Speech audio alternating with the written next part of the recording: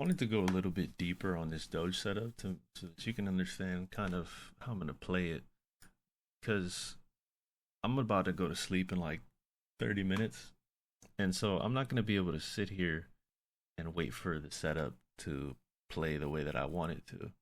Right? The idea of this kind of setup is called a swing failure pattern, and so essentially what it is anytime price, and you can see, you can call this an example.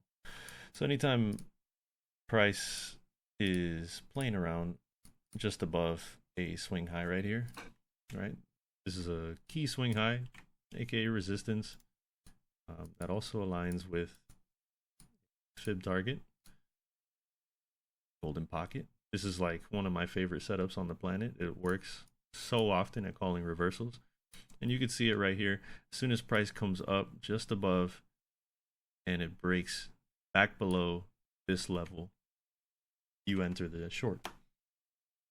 Now, in this case, if you would have entered the short with an extremely tight stop loss just above that local high, then you would have got stopped out. But the beautiful thing is that as soon as it comes right back through the level again, you can readjust and get right back in. Target the range lows if you want, whatever. But the point is that that's a fantastic setup, and that's the way that we play it is by waiting for price to come up and then sweep through the level. Once it passes through the level, that's when we enter the position. You don't get in up here, you don't get in up there. You want to wait until price confirms that it's going through the level. And sometimes it's going to go through it and then come right back out. You can exit if you want, or you can just sit in the trade and accept the risk. So in this situation, which it seems like the trade might be running away, in that case, we might have to do it on this sweep right here. But the idea is, how am I going to, this is the question, right? It's how am I going to enter the trade on a sweep if I'm not present to do it, right? So I'm going to be asleep, right? And this is supposed to be a reactionary setup where you take it while price action is moving or while price action is developing. And so the idea is by going into this tab right here, right? Typically you'd set like a market order and you'd put in your bid of 100,000 Doge. And as soon as price comes right down here through the level, boom, you enter the short position. You can't set a limit order, because if you set a limit order short for this price down here, then what's going to happen is you're going to instantly get thrown into the position. And I'll just show that just so we can see it live.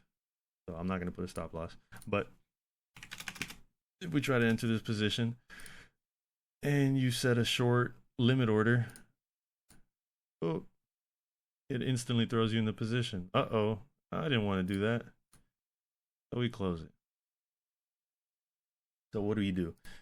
You set this trigger. You go to this trigger section. The way that this works is now, as soon as price approaches your trigger price, then it will place the order that you decide. So you can say, oh, I want to do a market order, which means an instant open, right? An instant trade open. You say, as soon as price crosses 22575, then I'll put in my bid for 10,000. And my trigger price to create the order, you can also do it right at the level. Ideally, you don't want it to place the order if it doesn't cross the level. And so now as soon as you set that up, now what you have is, which it doesn't appear to have shown up. Oh yeah, it's right here in my open orders tab. So now you have this trigger order, which unfortunately it doesn't seem to want to show up on my chart here. But the idea is now when price crosses your trigger order, it's going to create a limit order right here for you so that it instantly puts you in the trade. And that's basically reenacting your reaction to the sweep automatically. So I just learned this today. I thought it was pretty cool. So that's how we gonna do it. And this looking at it now, this looks like it's clearly running away from me. So the beautiful thing is that we have another same setup right here. Well, you know what? Not exactly. It does align with a 786 though. 786 is on the dot for this swing failure right up here. or this a swing failure of this local high would be pretty interesting to see. Ooh, looks like that. Yeah, hope that makes sense.